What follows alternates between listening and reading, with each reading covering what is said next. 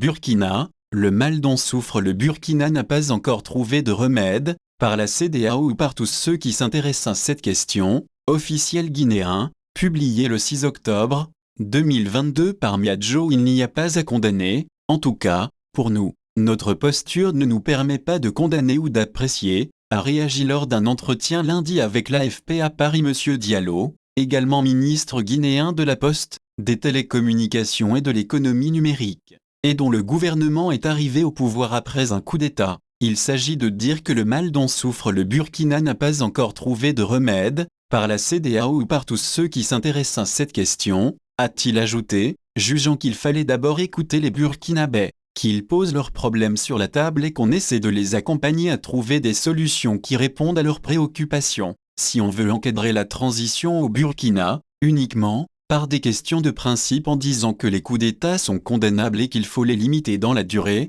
sans apporter de solution aux causes de ces crises, alors on prend le risque que ça se répète, a-t-il jugé. Le chef de la junte au pouvoir au Burkina Faso, le lieutenant-colonel Paul-Henri Sandaogo Damiba, qui refusait sa destitution annoncée vendredi soir par un jeune capitaine, Ibrahim Traoré, a finalement accepté de démissionner dimanche après 2 jours de tensions marquées par des manifestations anti-françaises. Son départ était réclamé à Ouagadougou par des centaines de manifestants favorables au capitaine Traoré, 34 ans, qui a promis de respecter les engagements pris par son prédécesseur à l'égard de la CEDEAO, Communauté économique des États d'Afrique de l'Ouest, sur l'organisation d'élections et un retour de civils au pouvoir au plus tard en juillet 2024. Le lieutenant-colonel Damiba était arrivé au pouvoir le 24 janvier par un coup d'État ayant renversé le président Roch-Marc Christian Kaboré, accusé d'inefficacité dans la lutte contre les violences djihadistes. La question de la sécurité,